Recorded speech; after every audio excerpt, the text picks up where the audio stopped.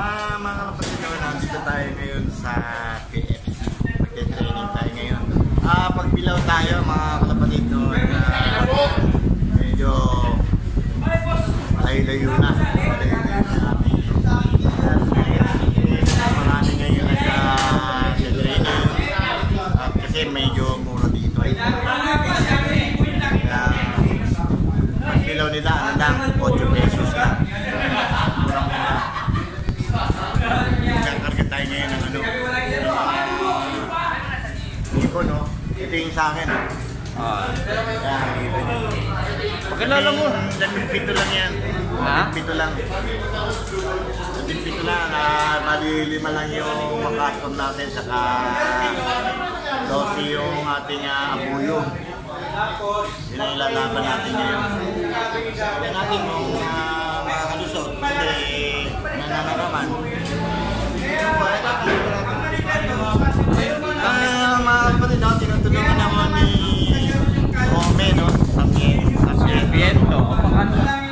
Yan. Yan si Ome ang Sarmiento.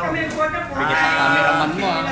Dating MacArthur second place, no?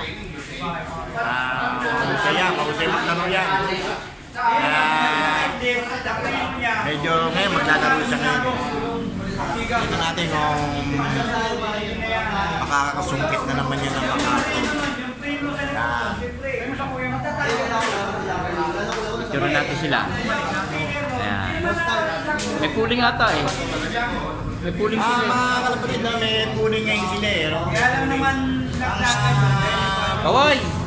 ganda-ganda na yung kanila labanan ngayon. Pero ako hindi na ako sasali dyan. Malas ako. Nauudlog yung mga ipong ko eh. Bayaan mo na sila. Bayanan lang natin sila. Huwag na tayong gusto makisali dito sa mga pool-pool na yan. Napupul-pul yung ibong ko eh. Kaya ganun eh. Ganun na lang po mga kalapatid. No? Bukas abangan na lang natin yung mga ibon.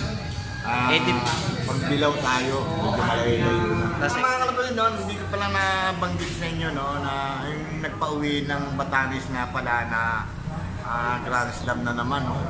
PFC na naman mga kalapatid. Ang tindi talaga ng PFC. No? At parang ayoko na maglaro dito eh, no? Na mahusay yung mga player. Siya pala yung nanalo dun sa Batanes. Alas 4 mahigit dumating yung ibon. Solo winner. Kaya pakikilala ko sa inyo mamaya yan. Pakikita natin yung video niya. Sige po.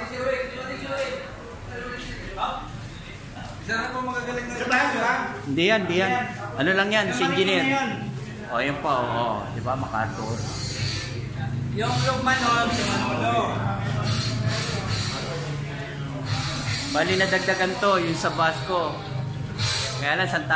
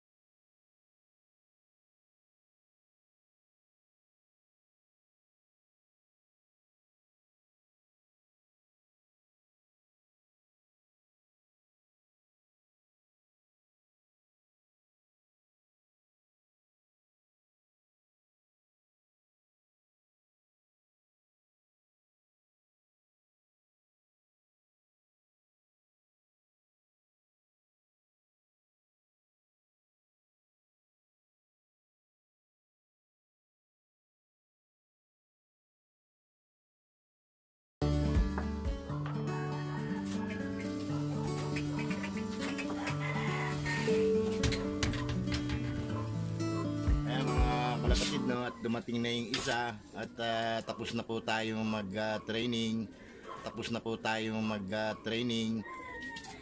Nakikita ko sa inyo kung paano sila nagpapahinga, no. At kinakailangan mo kasi sa isang loop ay nakapagpapahinga sila ng maayos para madali silang maka-recover. Yan po mga kalapatid, no, wala na po kalapating makikita sa labas at nandito na po silang lahat at kasalukuyan nagpapahinga na yung iba, no.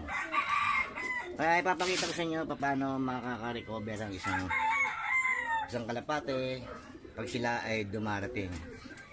Ito po yan, makikita nyo napakaliwanag dito, pero pag pumasok tayo sa kanilang restroom, no, o kanilang room, ay mapapansin nyo na madilim.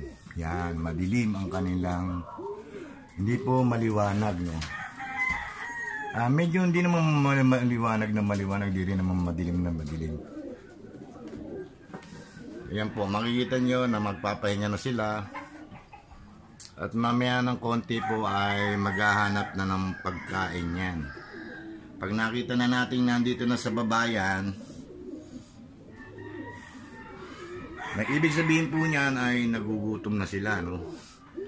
Yan, mapapansin nyo medyo madilim, no? Madilim yung kanilang restroom. Yung sinasabi ng restroom, yung kanilang pahingahan. Ganyan po, no? Ganon din sa mga babae. Mapapansin nyo, walang dito sa flying pen, walang ganong ibon. Yung mga pambreeder lang yung makikita natin. Pero ang mga flyer po ay nandito, no? Yan po, nagpapahinga sila dyan.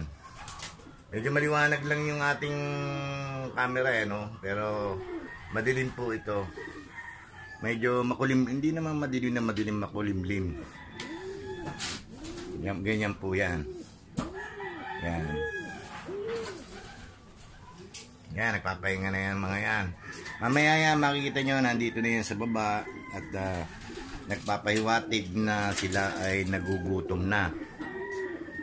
Ang setup natin dito sa mga flyer ay, although marami kayong makikitang mga vacant na perch, no?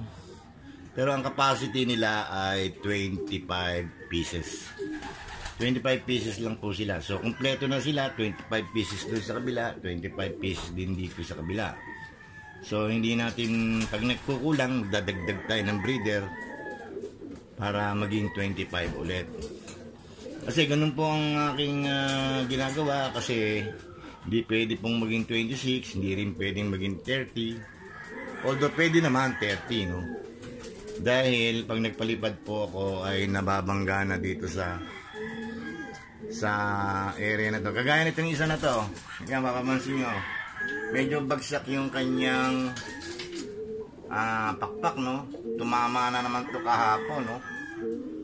Yan po yung nanay ni Dodong, eh. Nanay po ni Dodong, blue bar, no?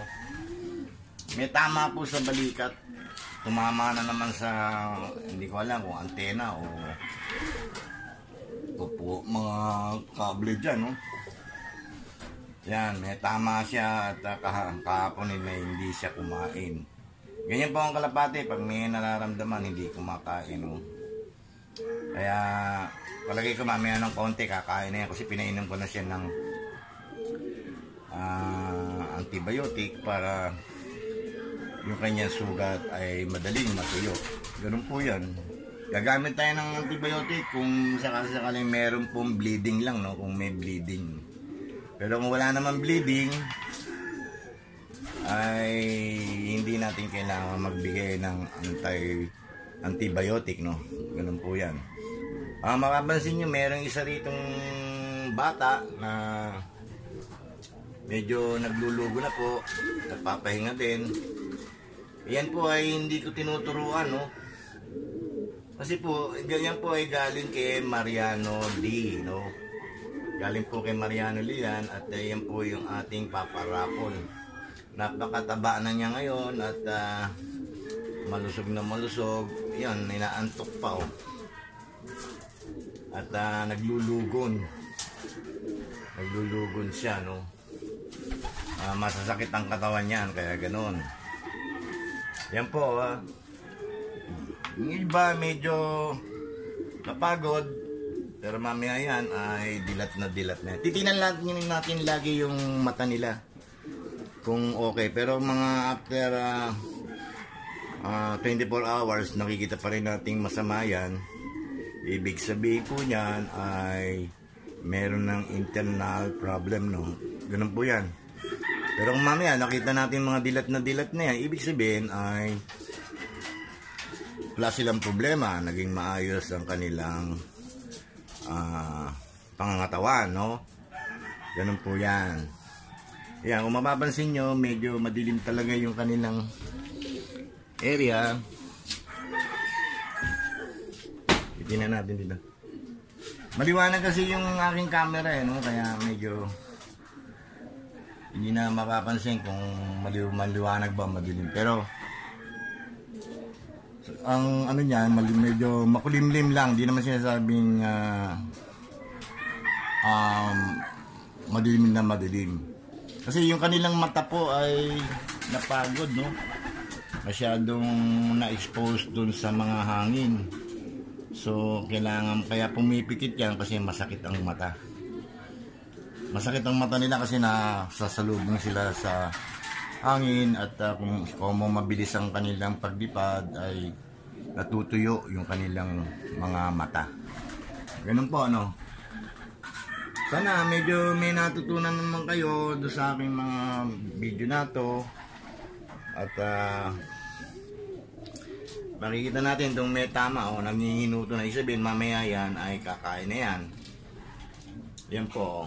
Masakit yung balikat niya eh. Tumama doon sa may ano eh. Sa ano man kung ano yung tumama doon. Na ano yan, nasa huli siguro nung lumilipad. Breeder ko po yan. Yan po yung nanay ni Dodong. Mahusay na kalapati po yan. Jansen Arindong po yan. At yung ang tatay naman ni Dodong ay Husky Boundary yan. Kaya naging black siya. Pero mapapansin nyo, medyo may slight ano siya, blue bar na color, no? Kaya hindi siya masyadong black na black. Pagka bluish yan, no? Ganun. Tapusin na natin tong video na to at ngayon po ay magte-training ako dito sa Padre Burgos naman, no? Medyo inanda ko na yung mga training natin. Ayun po, kapakikita ko. Mga kalapatid, no? Tatapusin natin hanggang dito na. Shout out na lang po sa lahat, no? Nanonood at ating mga viewers, no? At yung ano natin, yung raffle natin, no? Naman, konting subscribe naman kasi inahabol natin yung Christmas eh. Para makapag-raffle na tayo itong December na to. At makuha na yung kay Mariano. Maganda yung kay Mariano. Ang ganda-ganda ng katawan ngayon. Saka itong ibibigay ko ngayon, bali pamilya naman ni Dodong. Yun po yun. No? At makikita nyo, magaganda katawan pag isa sa inyo ay yung manalo nito, no?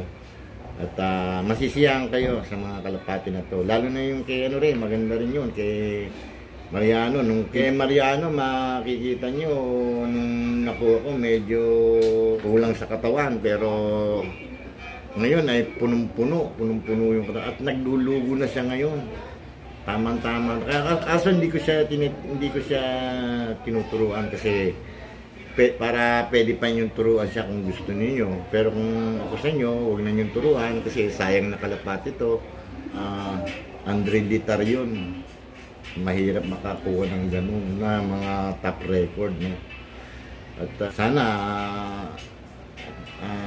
proseduhin natin makasubscribe. At ako po ay alis na at shout out ulit po sa lahat.